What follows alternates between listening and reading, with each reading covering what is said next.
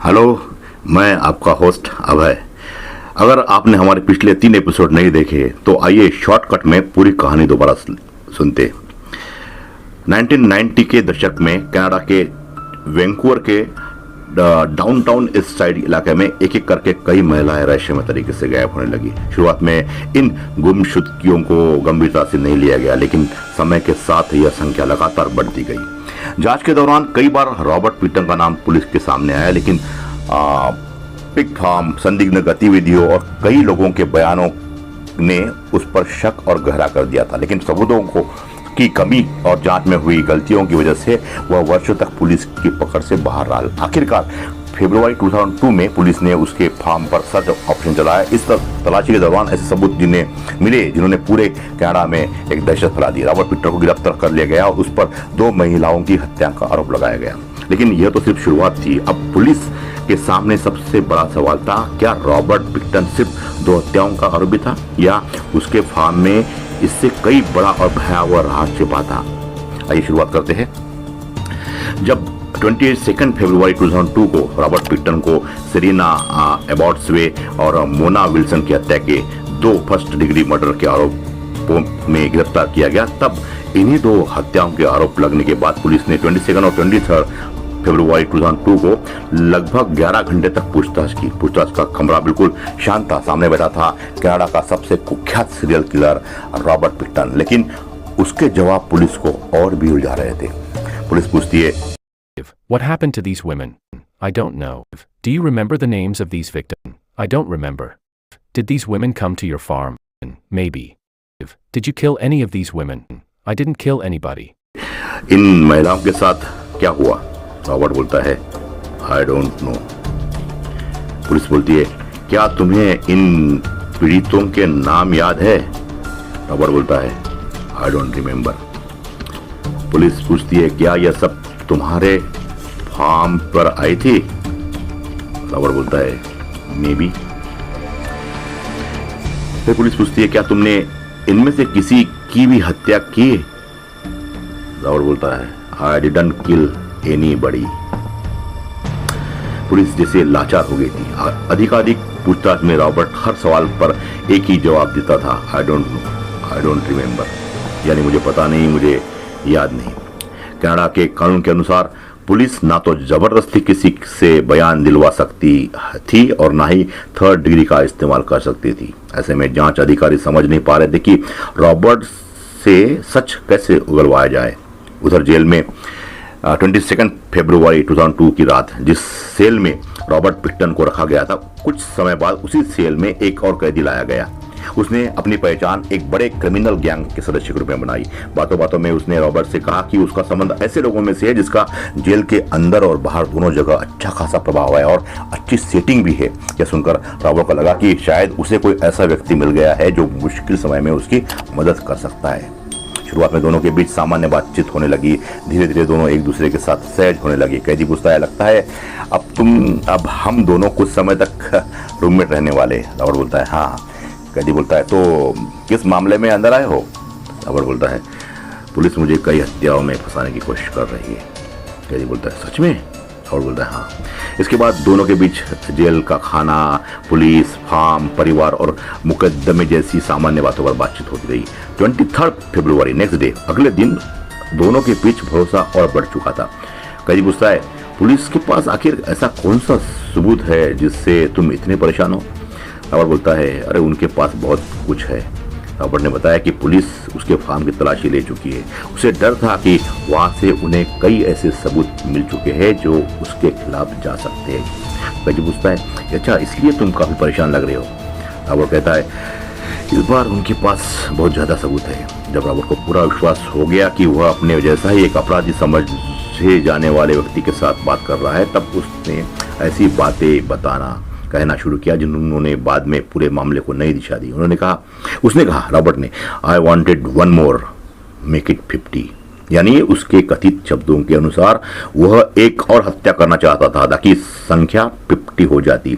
इससे यह संकेत मिला कि वह अपने ऊपर लगे आरोपों से भी अधिक हत्याओं का दावा कर रहा था। कुछ देर बाद उसने फॉरेंसिक सबूतों की जांच भी की। उसने कहा, they got me on this one, they have got DNA, यानी उसे एहसास था कि इस बार पुलिस के पास डीएनए जैसे वैज्ञानिक साक्ष्य है जिनसे बच निकलना आसान नहीं होगा।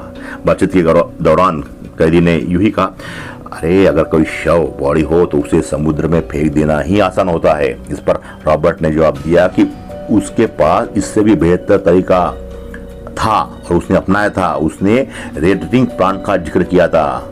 रेडरिंग प्लांट वह जगह होती है जहां पशुओं के बचे हुए हिस्सों को मशीनों की मदद से प्रोसेस करके उनसे उपयोगी चीजें बनाई जाती है। और फिर कहा, आई गॉट स्लॉपी, यानी उसके अपने शब्दों में आखिर में यह लापरवाह और आलसी हो गया था। जांच के दौरान यह संभावना भी व्यक्त की गई कि रॉबर्ट सबूत मिटाने के लिए अपने फार्म के संसाधनों को इस्तेमाल करता था। चूंकि उसके फार्म पर बड़ी संख्या में सुअर थे, इसलिए वर्षों तक यह अटकलें लगाती जा रही थी कि उसने कुछ अवशेषों को सुअरों के माध्यम से नष्ट करने की कोशिश भी की होगी। उसने कहा कि वह आखिर में गलती करने लगा। रॉबर्ट ने माना कि शुरुआत में वह सबूत छिपाने में अधिक सावधान था, लेकिन बाद में उससे गलतियां होने लगी। उसने कहा कि वही लापरवाही उसके पकड़े जाने की वजह बनी। उसने अपने मामले की चर्चा की। बातचीत के दौरान वो बार बार इस बात पर अफसोस जताता रहा कि पुलिस जांच ने उसकी पूरी जिंदगी और फार्म बर्बाद कर दिया। वह अपने अपराधों के नैतिक पक्ष के बजाय अपने हालत की बात करता रहा। उसने कई महिलाओं की हत्या करने की बात कही। बाद में उसने ऐसे बयान भी दिए जिनसे उसने संकेत दिया कि पीड़ितों की संख्या उन आरोपों से भी अधिक हो सकती है जो उस समय अदालत में थी। यही थी कनाडा पुलिस की प्लानिंग, पुलिस का मशहूर अंडर कवर ऑपरेशन, जिसे मिस्टर बिग ऑपरेशन कहा जाता है। रॉबर्ट को जरा भी अंदाजा नहीं था कि जिस व्यक्ति को वह अपने सबसे भरोसेमंद दोस्त समझ रहा था वह दरअसल अंडर कवर पुलिस ऑफिसर था, और ना ही रॉबर्ट को जरा भी अंदाजा था कि उसकी हर बातचीत और हर गतिविधियों पर पुलिस की गुप्त निगरानी थी। अंडर कवर ऑपरेशन के दौरान उसकी जुबान से निकली हर बातें रिकॉर्ड की जा रही थी।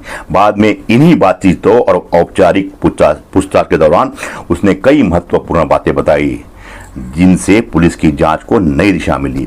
उसके बाद अदालत में घटनाक्रम इस प्रकार रहा। पहली कोर्ट की पेशी 25 फरवरी 2022।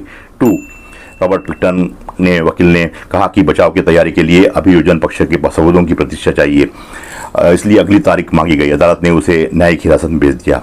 पुलिस की जांच तेज होती गई। जब पिक्टन जेल में था तब पुलिस उसके पिग फार्म की बड़े पैमाने पर फॉरेंसिक जांच कर रही थी। वहां से महिलाओं की निजी वस्तुएं, डीएनए, मानव अवशेष और अन्य महत्वपूर्ण साक्ष्य मिलने लगे। इन्हीं नए सबूतों के आधार पर अभियोजन लगातार मजबूत होता गया। जांच आगे बढ़ने पर केवल 2 हत्याओं तक मामला सीमित नहीं रहा। 2 अप्रैल को 3 और महिलाओं की हत्या के आरोप जुड़े। 9 अप्रैल को 6 हत्या का आरोप, 22 मई 7वां आरोप, सितंबर 4 और आरोप, अक्टूबर 4 और आरोप, 2005 तक कुल 26 प्रथम डिग्री हत्या के आरोप लगाए जा चुके थे। 13 जनवरी 2003 से प्रारंभिक सुनवाई शुरू हुई। 23 जुलाई 2023 को न्यायाधीश ने निर्णय दिया कि पर्याप्त साक्ष्य मौजूद है और रॉबर्ट पिक्टन पर मुकदमा चलाया जाएगा। उस समय उसे 15 हत्या के 15 हत्या के मामलों में ट्रायल के लिए भेजा गया। लंबी कानूनी प्रक्रिया के बाद 2007 में जूरी ने उसे 6 महिलाओं की हत्या के मामलों में 2nd डिग्री मर्डर का दोषी ठहराया। उसे आजीवन कारावास की सजा मिली, जिसमें 25 वर्ष तक पैरोल की पात्रता नहीं थी। पैरोल का मतलब है कि जेल में सजा काट रहा व्यक्ति कुछ शर्तों के साथ अपनी सजा पूरी होने से पहले जेल से बाहर रहने की अनुमति प्राप्त कर सकता है। यह पूरी तरह रिहाई नहीं होती, बल्कि निगरानी और नियमों के अधीन अस्थायी या सशर्त रिहाई होती है। बाद में अभियोजन ने शेष 20 आरोप वापस ले लिए क्योंकि सजा पहले ही अधिकतम थी और अतिरिक्त मुकदमों से परिणाम नहीं बदलता। यह पूरा मामला कनाडा के इतिहास के सबसे बड़े और सबसे जटिल सीरियल मर्डर मामलों में से एक माना जाता है। जांच और मुकदमे के दौरान जो बातें सामने आई उनसे यह तस्वीर बनी कि अधिकांश पीड़ित महिलाएं डाउनटाउन ईस्ट साइड एरिया से थी। उनमें से कई देह व्यापार से जुड़ी थी, कोई नशे की लत से जूझ रही थी या सामाजिक रूप से बेहद कमजोर स्थिति में थी। जांचकर्ताओं का मानना था कि पिक्टन ने इन्हीं इन्हें इसलिए चुना क्योंकि उसे लगता था कि इनके गायब होने पर देर से ध्यान जाएगा और पुलिस तक मामला जल्दी नहीं पहुंचेगा। ऐसे लोगों को निशाना बनाना जिनकी सुरक्षा कम थी, उसे लगता था कि वे आसानी से उसके फार्म तक आ जाएगी। उसे विश्वास था कि उनके लापता होने पर जांच धीमी होगी। पिक्टन पर कुल 26 हत्या के आरोप लगाए गए थे। बाद में अभियोजन पक्ष ने शेष 20 आरोपों पर अलग ट्रायल आगे नहीं बढ़ाया क्योंकि वह पहले ही आजीवन कारावास की अधिकतम सजा पा चुका था। अतिरिक्त मुकदमों से सजा में व्यावहारिक रूप से कोई बदलाव नहीं आता। लंबे और अत्यधिक महंगे ट्रायल से बचने का निर्णय लिया गया। सालों तक चली जांच, लाखों पन्नों के दस्तावेज, हजारों फॉरेंसिक परीक्षण और महीनों तक चली अदालत की कार्रवाई के बाद फैसला आया। लेकिन कई परिवारों के लिए यह अंत नहीं था। उनके मन में आज भी कई सवाल बाकी है। क्या पूरी सच्चाई कभी सामने आ पाई और क्या यह त्रासदी रोकी जा सकती थी अगर शुरुआती चेतावनियों पर समय रहते कार्रवाई हुई होती? करीब 22 साल जेल में बिताने के बाद 19 मई 2024 शाम लगभग 5:15 बजे पोर्ट कार्टियर अधिकतम सुरक्षा जेल में कैदियों को उनकी दवाइयां बांटी जा रही थी। उस समय रॉबर्ट पिक्टन सामान्य क्षेत्र में मौजूद था। उसी दौरान एक अन्य कैदी मार्टिन चारेस्ट उसके पास आया। उसके बाद उसने अचानक रॉबर्ट पर हमला कर दिया। कंट्रोल पोस्ट पर मौजूद सुधार अधिकारी ने तुरंत अन्य अधिकारियों को की सहायता के लिए बुलाया। जब अधिकारी और बीच बचाव कर रहे थे तब हमलावर ने एक झाड़ू का डंडा तोड़कर हमला जारी रखा और कुछ ही मिनटों में अधिकारियों ने उसे काबू कर लिया, हथकड़ी लगाई और उसे अलग इकाई में ले जाया गया। रॉबर्ट को पहले एम्बुलेंस से स्थानिक अस्पताल और बाद में एयर एम्बुलेंस से क्यूबेक सिटी के अस्पताल भेजा गया। लगभग 12 दिनों तक उसका इलाज चलता रहा लेकिन हालत बिगड़ती चली गई और 31 मई 2024 को अस्पताल में उसकी मृत्यु हो गई। उस समय उसकी उम्र लगभग 74 थी। घटना के बाद कनाडा की पुलिस और करेक्शनल सर्विस की कनाडा ने मामले की जांच शुरू की। बाद में जेल प्रशासन ने यह भी जांच की कि सुरक्षा नियमों का पालन ठीक से हुआ था या नहीं। रॉबर्ट पिक्टन की कहानी सिर्फ एक सीरियल किलर की कहानी नहीं है, यह उन परिवारों की भी कहानी है जो वर्षों तक अपने प्रियजनों की तलाश करते रहे।